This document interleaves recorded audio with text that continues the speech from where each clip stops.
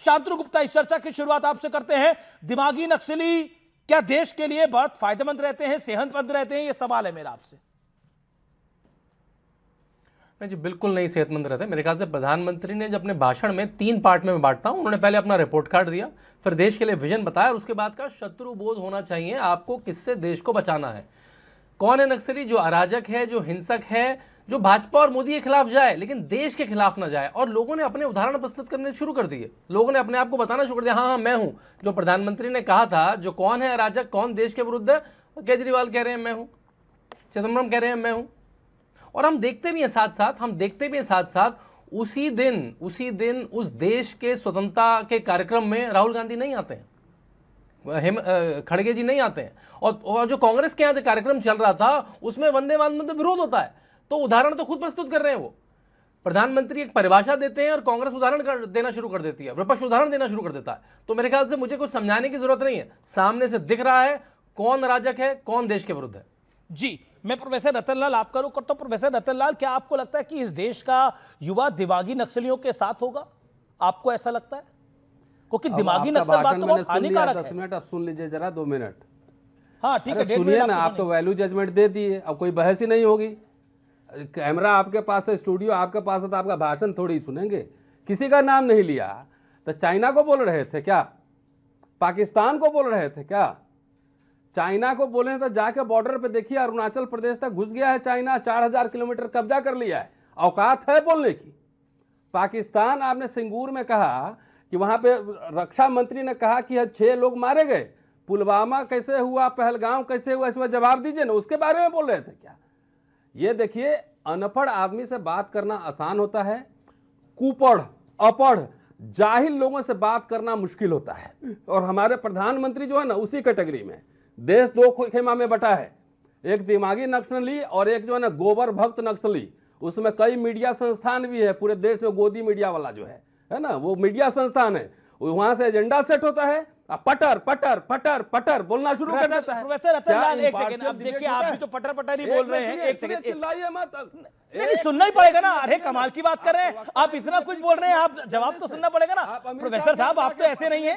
प्रोफेसेर साहब, इत्मीनान से बात सुनिए ना। प्रोफेसर साहब, पटर पटर आपने बोला, आपने भी तो आप भी तो पटर पटर बोल रहे हैं। एक सेकंड सुनिए तो सही पूरी बात। एक सेकंड अमित शाह क्या, अब सुन लीजिए। अरे सुनना पड़ेगा भाई, ऐसे थोड़ी काम चलेगा, सुनना पड़ेगा। अब आप मुझे बताइए, एक सेकंड, ये आपके दौर की सरकार है। इस देश के जेनजी, इस देश के युवाओं को मैं बताना चाहता हूं, ये प्रोफेसर रतनलाल के दौर की सरकार थी। और प्रोफेसर रतनलाल जी, सुनना पड़ेगा ना, ऐसे आप नॉन स्टॉप बोलेंगे तो कैसे काम चलेगा? ऑडियो डाउन कर रहा हूं मैं। नक्सलियों को हथियार डालने के लिए नहीं कहा, हमने कहा हिंसा रोकें और बात करें। नक्सली सिर्फ 72 घंटे के लिए हिंसा रोक दें, बातचीत की तारीख और जगह भी तय कर लेंगे। ये बताइए, नक्सली जब दंतेवाड़ा में इतने सुरक्षा कर्मियों को मारते थे, कांग्रेस की पूरी लीडरशिप उड़ा दी। कांग्रेस की सरकार की हिम्मत यह थी कि वो रिक्वेस्ट कर रहे थे नक्सलियों को, आप चाहते हैं कि उसको सपोर्ट करा जाए, और यहां आप चाइना का हिसाब किताब पूछ रहे हैं। अपनी रिपोर्ट कर दीजिए, जब नक्सली थे इस देश के अंदर तो सपोर्ट क्यों करते थे? और अर्बन नक्सलिज्म, नक्सल, दिमागी नक्सल इस देश के लिए हानिकारक है और इस देश के युवाओं को उससे सचेत रहना चाहिए। मैं दिमागी नक्सलियों के खिलाफ हूं, सीधी बात है। मैं देश के खिलाफ नहीं हो सकता, दिमागी नक्सली देश के खिलाफ है। And word. बोलिए। सवाल पूछना होता है, शांत रहिए ना, आपको इतिहास पढ़ा देंगे, पूरा हम यही पढ़ा देंगे हम। अरे पढ़ाइए ना, इतिहास पढ़ाइए। मैंने तो आपको इतिहास की बात करी प्रोफेसर रतनलाल, मैंने आपसे इतिहास की बात करी। देश के पूर्व गृह मंत्री ने ऐसा बोला था कि नहीं बोला था? बताइए, इतिहास है कि नहीं है? कांग्रेस की लीडरशिप को नक्सलियों ने समाप्त किया था कि नहीं समाप्त किया था? इतिहास है कि नहीं है? जवाब तो देना पड़ेगा। प्राइम मिनिस्टर, साबित करो कैसे बायोलॉजिकल है। माँ बाप से जन्म नहीं हुआ, आप डिग्री तुम्हारी क्या है ये बताओ। आप विषय पे बात ही नहीं कर रहे प्रोफेसर साहब, आप तो विषय पे बात करें ना। प्रधानमंत्री बायोलॉजिकल है, नहीं बायोलॉजिकल है, कोई आप मतलब क्या इलॉजिकल बात कर रहे हैं आप भी? ये देखिए, ये कुंठा आप अपनी बता रहे हैं। आपका एक हेट है नरेंद्र मोदी की तरफ, वो बार बार आ रहा है। आप बात तो करिए। आपको नरेंद्र मोदी को बुरा भला कहना है, नरेंद्र मोदी की पॉलिसी को आपको बुरा भला कहना है, ये आपका अधिकार है, आप रखिए, आप प्रमुख विपक्षी पार्टी हैं। लेकिन कुंठा में मत रहिए ना, ये कुंठित लग रहे हैं आप। जो पेंशन में दिया है, आप उसी धारा के हैं, कुंठित हम हैं और बहस करिए, लग रहे हैं। करवाइए। अरे महाराज, लग रहे हैं, कुछ नहीं लग रहे हैं। सरकार से इसलिए मुझे पता है आप नहीं है, तू बता जवाब दो प्रोफेसर। यहाँ तो आप तय करके आए कि आज ऐसी बात करेंगे। पेंशन लिया, सीआईए से पैसा लिया है, पता है किसने? सावरकर ने 1962 तक सीआईए से $195 प्रूफ करिए लिया है। वो हमको देशभक्ति सिखलाएगा। जो 1942 में भारत छोड़ो आंदोलन में अंग्रेजों के साथ खड़ा था, वो हमको देशभक्ति सिखाएगा। भाई जो माफी मांग रहा था, मैं पूछो चिदम्बरम, आपने बोला मैं इतिहास पढ़ा दूंगा, मैं तो चाहता हूं आप इतिहास पढ़ाइए। चिदम्बरम साहब ने बोला था कि नहीं बोला था? देखिए आज आप सब लोग बोल्ड होने वाले हैं, आज आप लोग सब लोग बुरी तरह से बोल्ड होने वाले हैं। गलत जगह आज आपने हाथ डाला है। ये दिमागी नक्सली में फंस जाएंगे और इस देश का युवा भी पसंद नहीं करेगा। ये बच्चों की बात नहीं है। दिमागी नक्सलवाद क्या है वो मैं समझा देता हूं आपको। आपने तय करा है कि आप ऐसी बात करेंगे तो ऐसी बात कर रहे हैं आप। 4 मिनट हो गए आपको ऐसी बात करते हुए। सुनना पड़ेगा आपको। अरे मैं तो सुन ही रहा हूं। अरे आपसे पूछा जा रहा है मणिपुर क्यों नहीं गए, नीट पेपर क्यों लीक हुआ, बोल लीजिए, यूटी क्यों गड़बड़ है, नेट का कैसे पेपर लीक हो गया, बच्चे सड़क पे क्यों हैं, बेरोजगारी क्यों है, 2 करोड़ रोजगार कहां है, 15 लाख रुपए कहां है, अच्छे दिन कहां है, स्मार्ट सिटी कहां है, तो पटर पटर करने लगेंगे। सवाल का जवाब तो सरकार में आप हो, आपको देना पड़ेगा। और बीजेपी और सरकार जो है ना राष्ट्र नहीं है, पहले ये समझिए, राष्ट्र सरकारों से बड़ा होता है। तो आपके खिलाफ जो बोलेगा, सवाल पूछेगा, देशद्रोही हो गया। और जो देश के साथ गद्दारी किए हुए है, सारी संपत्ति अडानी को बेच रहा है, देशभक्त हो गया। चंदा चोरी किया है राम मंदिर में, वो देशभक्त हो गया, वो राम भक्त हो गया, वो धार्मिक हो गया। ओके ठीक है, आपने बात को रख दिया। Okay newly appointed, okay we have Pradeep Bhandari in our studios, newly appointed BJP को कन्वीनर ऑफ मीडिया। पहले बहुत बहुत बधाई आपको नई टीम पर। तो प्रदीप भंडारी, नई जिम्मेदारी पर क्या कहते हैं, पहला वर्ड आपका क्या है? मैं थैंकफुल हूँ पार्टी लीडरशिप के लिए और प्रेसिडेंट नितिन नवीन जी ने जो मौका दिया प्राइम मिनिस्टर नरेंद्र मोदी जी के विकसित भारत 2047 के विजन के लिए काम करने के लिए, और मेरे मीडिया हेड ने जो मुझे मौका दिया काम करने के लिए। हम सब कार्यकर्ता के रूप में प्राइम मिनिस्टर की विजन के लिए। लेकिन आपको नहीं लग रहा कि टाइमिंग थोड़ी है, बड़ा हार्ड टाइम चल रहा है बीजेपी के लिए? नहीं देखिए अमीश भाई, हार्ड टाइम सिर्फ और सिर्फ अर्बन नक्सल और दिमागी नक्सल के लिए चल रहा है। और मैं आपको बताता हूं कि कौन है दिमागी नक्सल। आपको विनायक सेन का नाम याद है? ये विनायक सेन को सोनिया गांधी ने एज एडवाइजर बनाया था अपने नेशनल एडवाइजरी काउंसिल में, और वो कन्विक्ट हुए थे नक्सलियों के साथ में सेडिशन के अंदर। ये होता है दिमागी नक्सल। और ये मैं ही नहीं कह रहा, सुशील कुमार शिंदे ने 2013 के अंदर ये खुद कहा था कि यूपीए की सरकार को लगता है कि कुछ अर्बन नक्सल्स हैं जो गुरिल्ला आर्मी बना रहे हो नक्सलियों के साथ टच में। वो तो इनको सोनिया गांधी ने इनकी आवाज दबा दी, पर ये उस वक्त का टाइम्स ऑफ इंडिया का आर्टिकल में लेके आया हूं। तो कांग्रेस के अंदर ही कुछ लोग कहते थे कि भाई दिमागी नक्सल और अर्बन नक्सल कांग्रेस और देश के लिए सबसे बड़ा खतरा है, और उसका सीधा ज्यादा उदाहरण नेशनल एडवाइजरी काउंसिल है। और ये तो पी चिदम्बरम ने खुद ने कहा था कि पी चिदम्बरम तो है ही दिमागी रूप से नक्सल। जो व्यक्ति नक्सलियों से बात करे और कहे कि नक्सली जिसके हाथ में बंदूक है उससे बात करनी चाहिए, उससे बड़ा दिमागी नक्सल कौन हो सकता है? तो अपने आप ही दिमागी नक्सल बाहर आ रहे हैं। हमने तो किसी का नाम नहीं लिया था। तो आज लड़ाई बिल्कुल सही लेकिन नहीं, मेरा पॉइंट ये है, ऑपोजिशन का मानना है कि जो सरकार के विरोध में बोलता है उसको दिमागी नक्सली कहा गया है। नहीं, ये सिर्फ उन्हीं लोगों का ऑपोजिशन में मानना है जो आर्टिकल 370 का एब्रोगेट करते हैं और उनको लगता है, उन्हीं का मानना है जो वंदे मातरम और नेशनल फ्लैग का समर्थन नहीं करते। जिसको जितना क्रिटिसाइज करना है करे, वो उनका लोकतांत्रिक अधिकार है। पर मैं आपसे पूछता हूं अमीश भाई, क्या बुरहान वानी जैसे आतंकवादी को पुअर हेडमास्टर सन बोलना क्रिटिसिज्म है कि दिमागी नक्सल है? क्या आर्टिकल 370 जब एब्रोगेट होता है उसके पक्ष में विपक्ष में बोलना क्या दिमागी नक्सल है कि क्रिटिसिज्म है? देश हित की बात है, जो देश की संप्रभुता और अखंडता में विश्वास नहीं रखेगा वही दिमागी नक्सल है। वो वैचारिक रूप से दिमागी नक्सल है, और यही सच्चाई है। विनायक सेन एक दिमागी नक्सल है जिसका पॉलिटिकल फ्रंट कांग्रेस पार्टी। लेकिन यहां प्रॉब्लम ये हो गई है, देखिए मैं आपको बता रहा हूं, यहां पे प्रॉब्लम ये हो गई है कि यहां पे चिदम्बरम अपने आप को दिमागी नक्सली कह रहे हैं, महुआ मोइत्रा कह रही हैं, महबूबा मुफ्ती और अरविंद केजरीवाल कह रहे हैं, और भी कई नेता कह रहे हैं। मैं बाकी नेताओं के नाम ले रहा हूं, लेकिन प्रमुख नेताओं के नाम ले रहा हूं। ये तभी तो ये विपक्ष में बैठे भाई अरविंद केजरीवाल अपने आप को कह रहे हैं क्योंकि उन्होंने सर्जिकल स्ट्राइक में प्रूफ मांगा था। महबूबा मुफ्ती कह रही है क्योंकि आर्टिकल 370 एब्रोगेशन में तो पाकिस्तान की गाता गाती थी, वो उनके समय में तो पाकिस्तान का झंडा जाता था, ये अभी भी गाती है। तो जो भारत की नहीं गाएगा तो उनको तो अनुराग डांडा, क्या आपको लगता है कि दिमागी नक्सली की बात प्रधानमंत्री कह रहे हैं कि मैंने तो नहीं करी, मैंने तो कुल मिलाकर किसी का नाम नहीं दिया, बीजेपी कह रही है, लेकिन खुद लोग सामने आ रहे हैं। डू यू थिंक नक्सली होना या दिमागी नक्सली होना कहां से मतलब जायज हो सकता है? With all humility, that's my question to you. Amish ji देखिए, मैं उम्मीद करता हूं कि आप मुझे अनइंटरप्टेड तरीके से अपना जवाब देने का मौका देंगे। सबसे पहले तो मेरी एक छोटी सी आपत्ति है कि आपने जो अपना पोस्टर लगाया है, जो पीछे वॉल बनाई है, उस पर आपने लिखा है दिमागी नक्सलियों से सावधान, और उसमें सबसे आगे और सबसे बड़ी फोटो आपने मोदी जी की लगा दी। ये नहीं करना चाहिए था आपको, एटलीस्ट आपसे ये उम्मीद नहीं थी। दूसरा कि आप कह रहे हैं कि ये दिमागी नक्सली क्यों बोला प्रधानमंत्री ने, आपने ये जवाब क्यों दिया। दरअसल आजकल हो क्या रहा है अमीश जी, जेन जी और जेन अल्फा, इनके साथ बीजेपी कम्युनिकेट ही नहीं कर पा रही है, संवाद ही नहीं कर पा रही है। उनका पुराना सारा इकोसिस्टम, सारे चैनल्स का सेटअप सब कुछ फ्लॉप हो गया है। चलिए छोड़िए ना, बीजेपी उनसे कम्युनिकेट नहीं कर पा रही है, आप अपने विषय पे बात रखिए ना। आप कम्युनिकेट बड़ा कर पा रहे हैं, दिल्ली आपकी साफ हो गई, दिल्ली आपकी साफ हो गई, आप बड़ा कम्युनिकेट कर पा रहे हैं। लेट्स टॉक ऑन टॉपिक ना, let's talk on topic. BJP काम नहीं कर पा रही है, चैनल पर ये नहीं हो पा रहा है, ये छोड़िए सर, ये मुगालवे से निकलिए, आप लोग फंस जाएंगे, आप लोग और फंस रहे हैं ऑलरेडी। बोलिए अमीश जी, मुझे उम्मीद थी। हाँ, मैंने तो आपको 1 मिनट दिया सर, 1 मिनट दिया, 1 मिनट बाद ही मैं बोला। नहीं, 1 मिनट दिया ही नहीं सर, 1 मिनट 15 सेकंड हो गए हैं, मेरा टाइमर चल रहा है सर। बोलिए बोलिए आप सवाल कुछ भी पूछ लो, आप जवाब देने दो। आप जवाब सवाल वही है। मैं ये कह रहा हूं अमीश जी कि इनका ये क्यों बोल रहे हैं अर्बन नक्सल, वो दिमागी नक्सल, मैं वो बता रहा हूं आपको। ये इसलिए बोल रहे हैं दिमागी नक्सल क्योंकि ये संवाद नहीं कर पा रहे हैं जेन जी से और जेन अल्फा से। जेन जी और जेन अल्फा स्कूलों में जा रहा है, इनकी पोल खोल रहा है, अपने लिए मांग कर रहा है, पेपर लीक के खिलाफ आवाज उठा रहा है, ये उनसे संवाद नहीं कर पा रहे। आज अमित मालवीय और उनकी टीम को लात मार के निकाल दिया इन्होंने, क्योंकि वो संवाद नहीं कर पा रहे थे। और कई चैनल्स के अंदर हड़कंप मचा हुआ है। जितने लोग बीजेपी का समर्थन करते थे, हड़कंप मचा हुआ है। चैनल बदल रहे हैं एंकर, इधर से उधर, इधर से उधर। उम्मीद करता हूं आप बिल्कुल न्यूट्रल एंकर हैं, आपके साथ ऐसी स्थिति नहीं आएगी कि आपको चैनल बदलना पड़े। लेकिन आज की ये सच्चाई है, इनका कम्युनिकेशन सिस्टम ठप हो गया है। बीजेपी अनुराग ढांडा, एक सेकंड, अनुराग ढांडा, एक मैं आपसे, आपने बोला चैनल बदल रहे हैं, आप पत्रकार थे, कितने चैनल आपने बदले? आप पहले एक चैनल में थे, फिर आप इस चैनल में आए जहां पर मैं अभी हूं।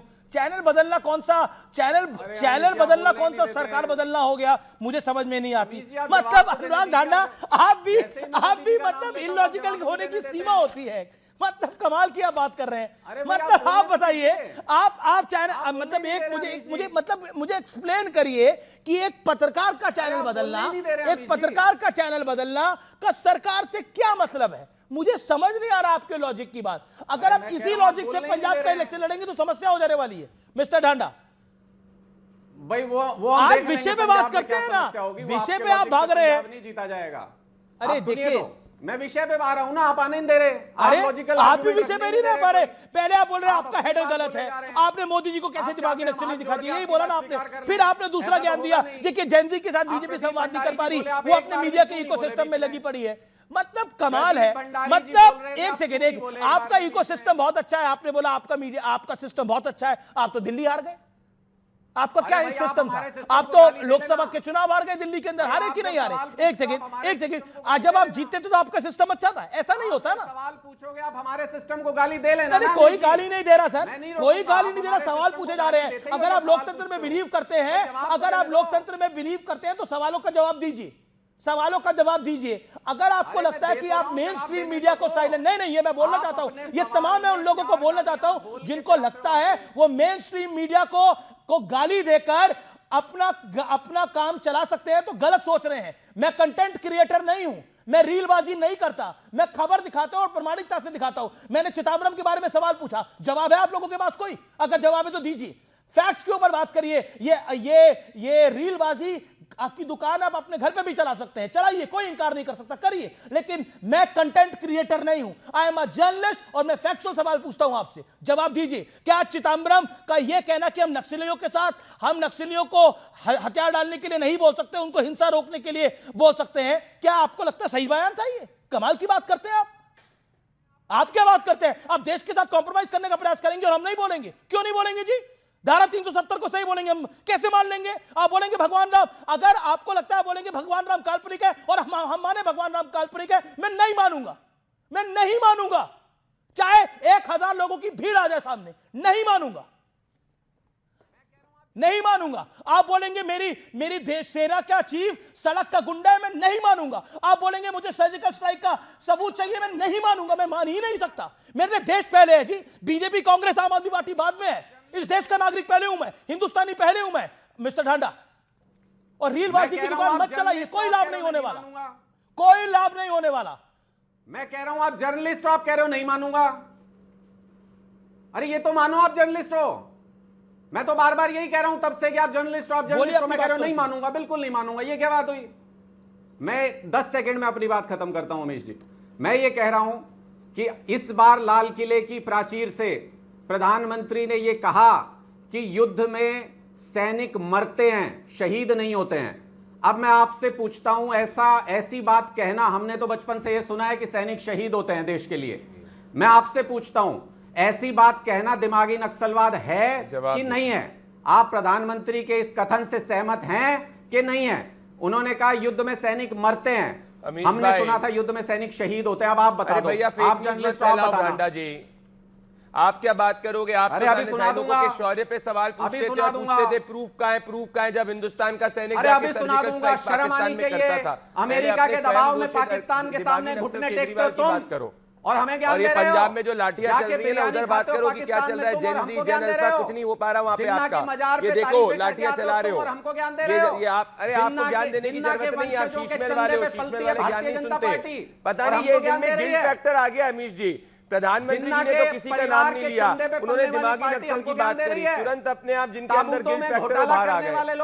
साबित हो चुका है केजरीवाल जी और राहुल गांधी की पार्टी पॉलिटिकल फ्रंट है दिमागी नक्सल। पुलवामा के शहीदों के नाम अरे भैया मेरे भाई, पुलवामा के समय राजनीति तुम कर रहे थे, जब ऑपरेशन सिंदूर होता है उसमें पूछते हो कि सीजफायर किसने किया, उसके बाद जाके पूछते हो कि भाई सर्जिकल स्ट्राइक का प्रूफ कहां है। भाई जब बालाकोट हिंदुस्तान कर लेता है तो बोलते हो कि भाई जहाज ने कुछ नहीं मारा, सिर्फ पेड़ मारे। क्या बात करोगे? मसूद अजहर जैसे आतंकवादी को मसूद अजहर जी बोलते हो, यही तुम्हारी दिमागी नक्सल मानसिकता है। अरे शर्म, और अगर सच में होती, मुझे शर्म की जरूरत नहीं, शर्म आपको है भैया। अगर सच में होता बिल्कुल। अनुराग राणा, मेरा आपसे सवाल है। अरविंद केजरीवाल जी ने एक बयान दिया। अरविंद केजरीवाल ने बोला मैं दिमागी नक्सली हूं। क्यों कहा उन्होंने वो दिमागी नक्सली है? वो तो एक नेता है, आम आदमी पार्टी के कन्वीनर है, उनको नक्सलवाद से तो प्यार नहीं है जहां तक मुझे पता है। तो दिमागी नक्सली अपने आप को वो क्यों मानते हैं? नहीं अमीश जी, अब आप नहीं पूछ रहे इनसे कि प्रधानमंत्री ने क्यों बोला कि सैनिक मरे, शहीद अरविंद जी ने क्यों बोला मैं दिमागी नक्सली? इनसे अरे प्रधानमंत्री की बात उनसे पूछूंगा ना, मैं आपसे आपके नेता, मैं तो आपसे अरविंद जी की बात पूछ रहा हूं। आप अरविंद जी की बात का जवाब दीजिए। मैं बता रहा हूं क्यों बोला अरविंद जी ने क्यों बोला मैं दिमागी नक्सली हूं, क्योंकि ये जेनजी की तो बात नहीं थी, ये जेनजी की तो बात नहीं थी। नक्सलवाद को समर्थन करना क्या सही है? मैं पूछता हूं आपसे। अरे मैं बता देता हूं क्यों बोला, बताइए। मैं बता देता हूं क्यों बोला। जो भी भारतीय जनता पार्टी से स्कूल मांगे उसको ये कहते हैं कि ये दिमागी नक्सली है। मूक बधिर अपने लिए रास्ता मांग रहे थे स्कूल जाने का, ये बोले दिमागी नक्सली है। इनके स्कूलों में मिड डे मील के नाम पे पानी मिलता है, उसको अगर कोई आवाज उठाए दिमागी नक्सली है। आजकल जेनजी पूरा का पूरा इनके खिलाफ आंदोलन किए हुए, पेपर लीक मत होने दो, दिमागी नक्सली हैं। पेपर लीक और ये लोग दिमागी नक्सली नहीं है। अच्छा, कौन सा पेपर लीक हुआ, नाम बताना जरा। एक सेकेंड, कोर्ट ने बोला, अब आप कोर्ट से लड़िए जाकर। हाँ पढ़ के बताओ। कोर्ट ने बोला, एक अनुराग राणा एक सेकंड, अनुराग राणा एक सेकंड, एक पर्सनल, एक बहुत ही इंपॉर्टेंट सवाल का जवाब देना।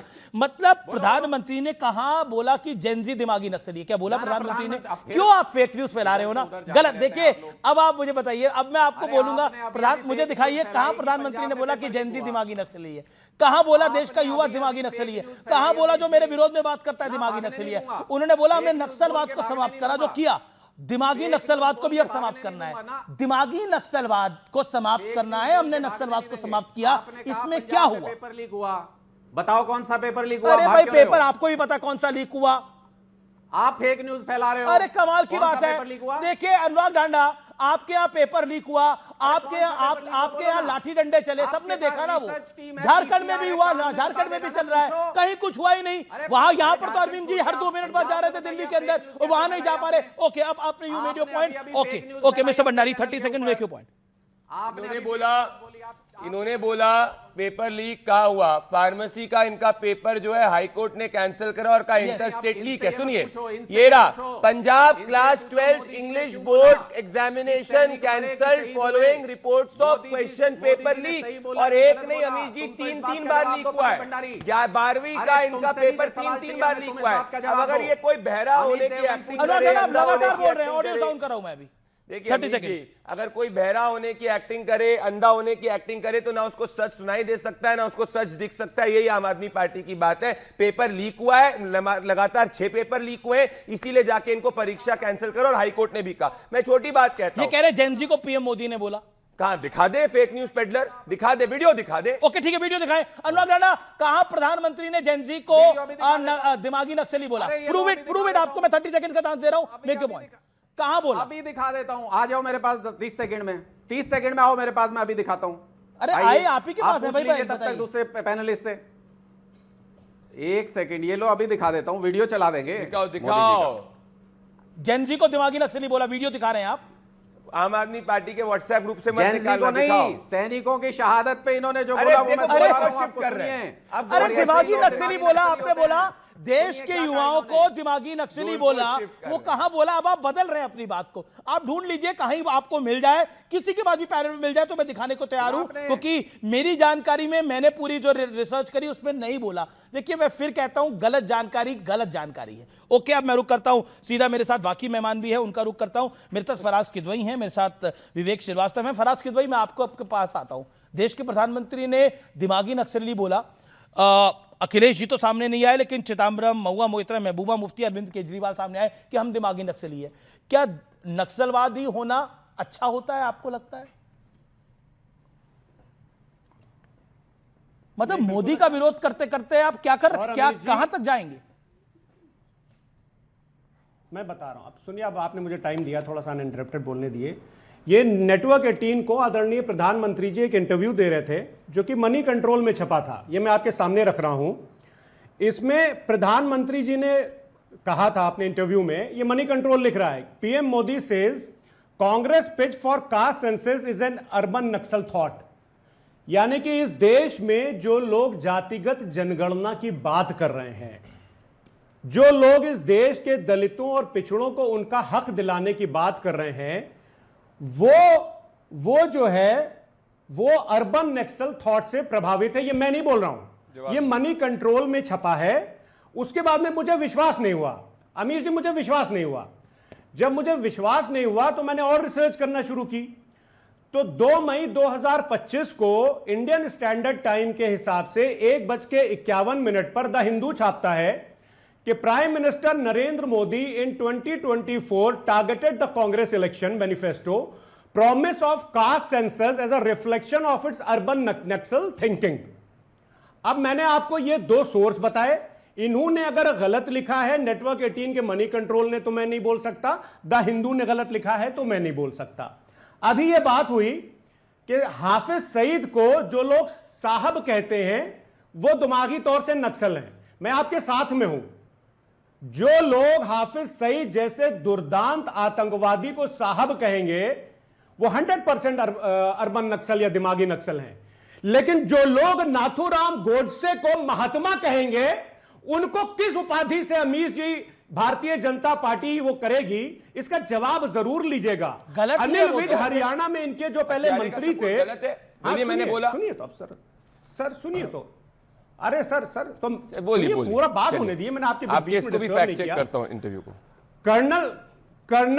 कर्नल सोफिया कुरैशी को जो लोग आतंकवादियों की बहन बताएंगे, उनकी सोच अर्बन नक्सल है कि नहीं है। डिप्टी कमिश्नर कर्नाटका में फौजिया तरन्नुम को अगर भारतीय जनता पार्टी का एमएलसी ये बोलेगा कि वो पाकिस्तान से आई होंगी, तो वो अर्बन नक्सल है कि नहीं है। इन सब बातों का जरा से जवाब अमीर जी लेना पड़ेगा। बिल्कुल यहां पर बात हुई,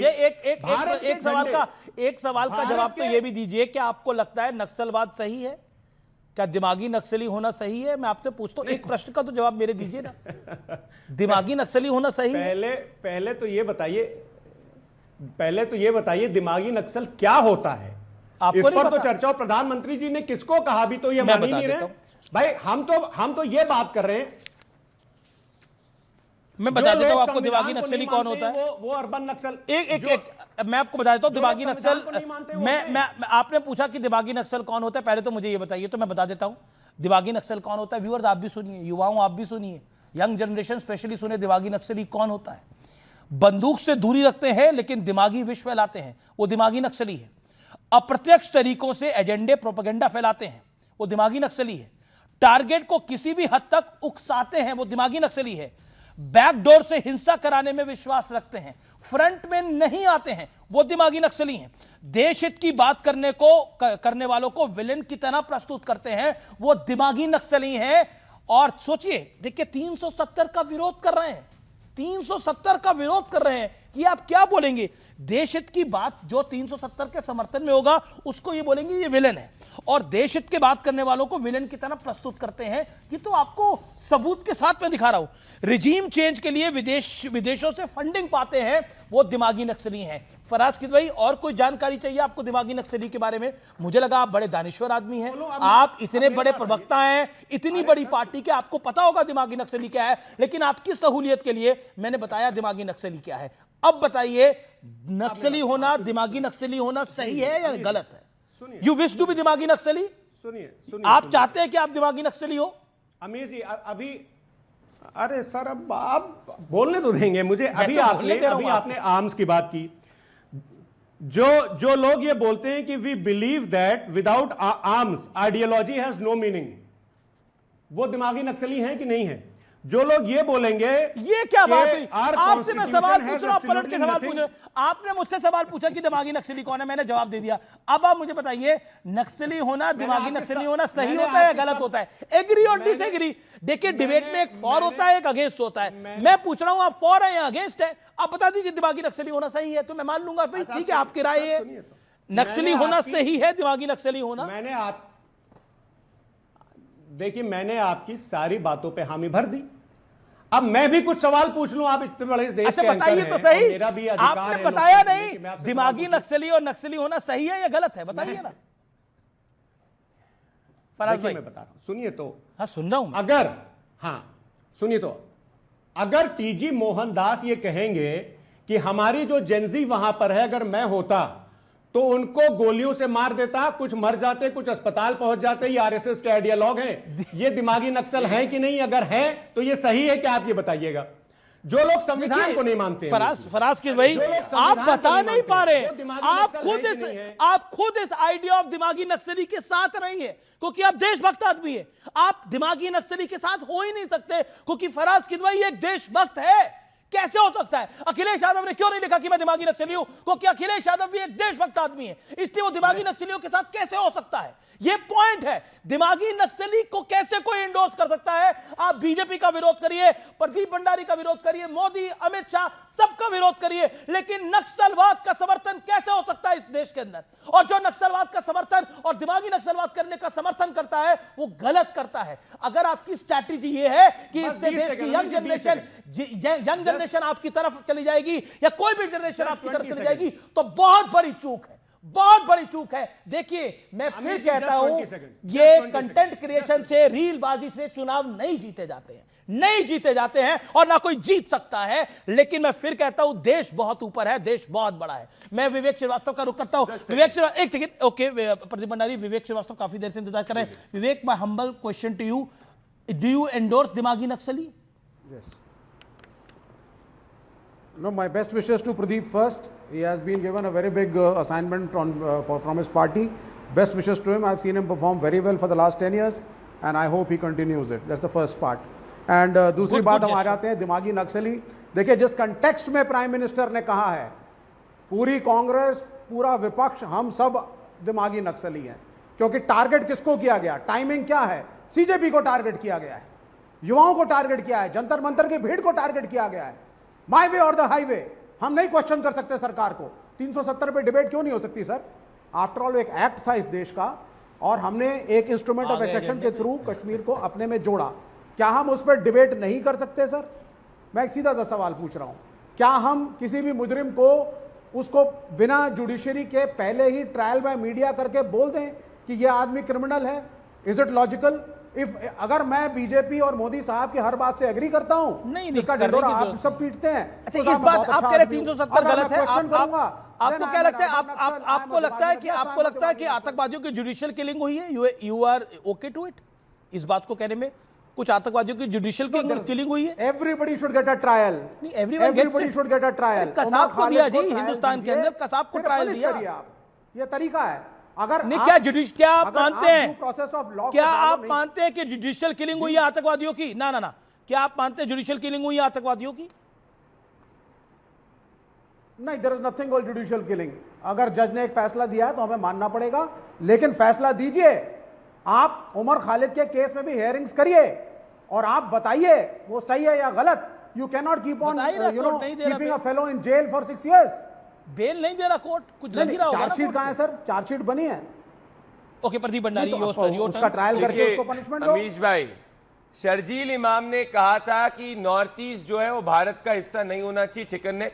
क्या विवेक श्रीवास्तव की पार्टी द्वारा एक स्टेटमेंट दिखा दे शर्जील इमाम को खंडन करते हुए, एक ऑफिशियल? अफजल गुरु आतंकवादी है जिसने पार्लियामेंट का अटैक किया था, उस वक्त कौन गया था कि भाई उसको फांसी नहीं होनी चाहिए? पॉइंट नंबर 2, हिडमा एक नक्सली आतंकी है जिसको इस देश की फोर्सेज ने मारा, उसके समर्थन में किसने बात करी? विवेक श्रीवास्तव की पार्टी ने बात करी। तो भाई ये तो एक गिवन लाइन है कि जो देश की संप्रभुता और अखंडता में जो विचार विश्वास नहीं रखता वो दिमागी नक्सल विचार है, इसके विरोध से लेना देना कुछ है ही नहीं। तो आप इनसे पूछिए ना, रेड लाइन पे वंदे मातरम का सपोर्ट हर भारतीय करता है, कौन सा भारतीय देशभक्त होगा जो वंदे मातरम को रोकने की बात करेगा? ये भारतीय थॉट है ही नहीं। विवेक, जो कांग्रेस ऑफिस में हुआ उस पर आपका क्या कमेंट है? Then I will go to professor Ratan Lal ji. सुन लीजिए विवेक, 40 सेकंड।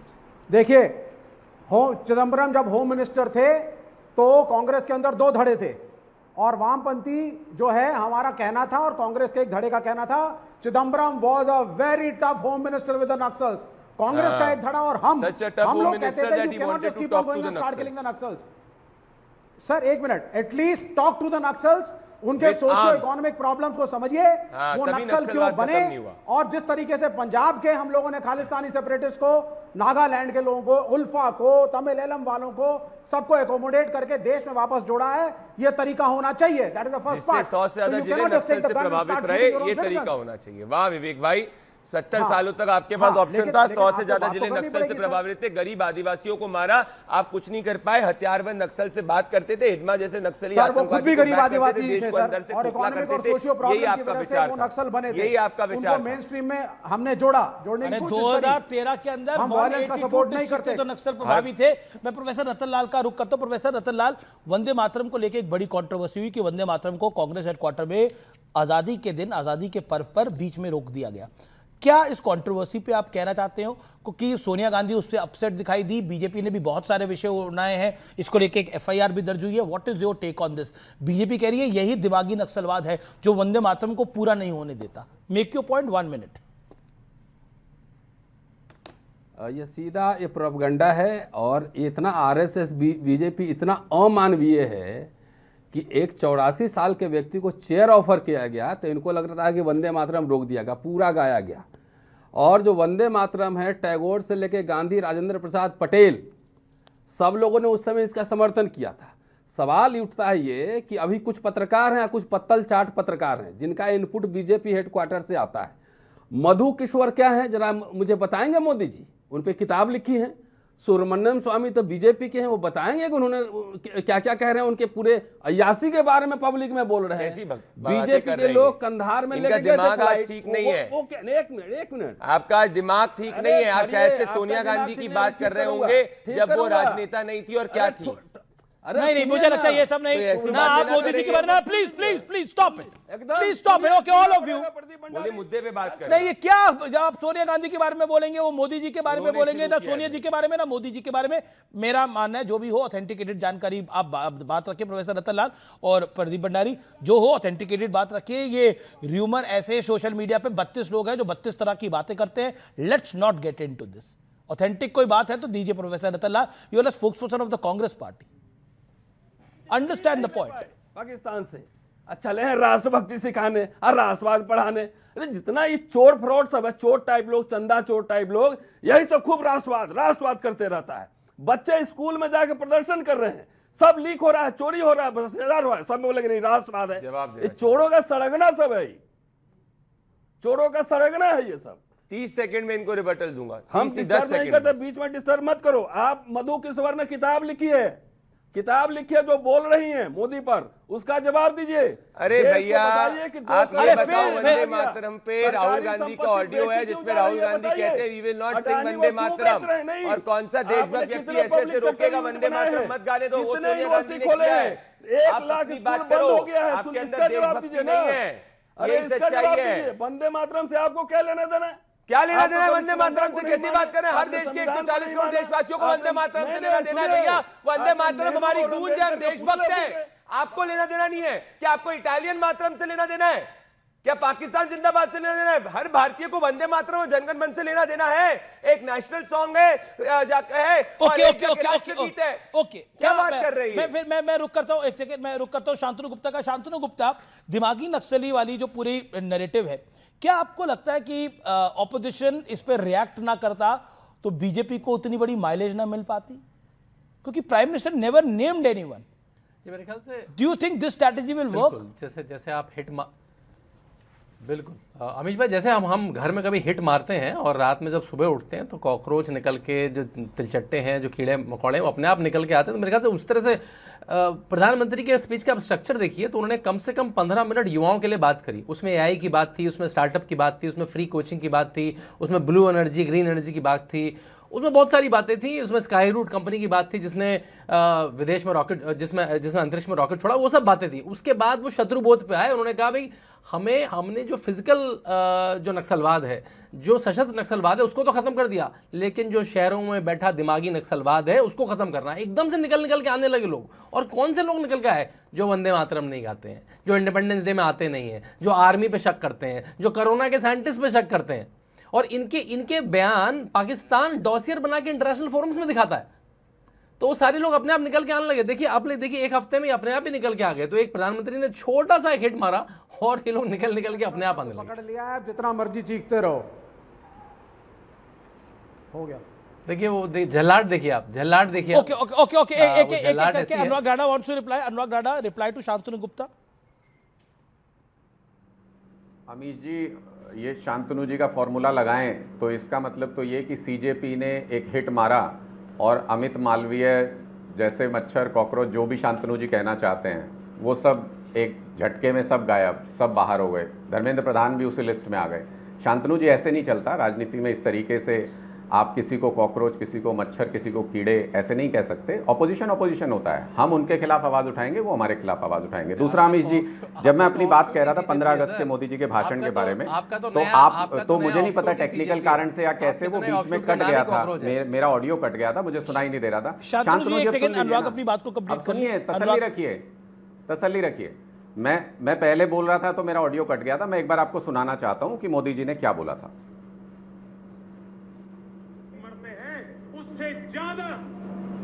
देखिए अमित जी, सुनिए। के अंदर जितने सैनिक मरते हैं उससे ज्यादा हमारे पुलिस जवानों को जान की बाजी लगा। सुना? पुलिस जवानों को जान की बाजी की बात कर रहे, क्या आदमी है ये? कहाँ बोला प्रधानमंत्री ने? अरे युद्ध के अंदर जितने सैनिक मरते हैं, प्रधानमंत्री जी ने जेंजी को बोला। अमीश जी आप सुनिए, आप बताइए। बड़ी खबर आ रही है, बड़ी खबर आ रही है। 22 तारीख को, 22 अगस्त को नितिन नवीन अपनी नई टीम की बैठक करेंगे। सभी पदाधिकारी बैठक में शामिल होंगे। बैठक को परिचय बैठक का नाम दिया गया है। यह बड़ी खबर है। आज ही भारतीय जनता पार्टी की नई टीम का ऐलान हुआ है। अब से कुछ घंटे पहले नितिन नवीन 22 अगस्त को बड़ी बैठक करने जा रहे हैं। सारे उपाध्यक्ष, सारे राष्ट्रीय महासचिव शामिल होंगे, सभी प्रकोष्ठों का अध्यक्ष शामिल होंगे। यह बड़ी खबर है। फिलहाल इतना ही आर पार में। नमस्कार।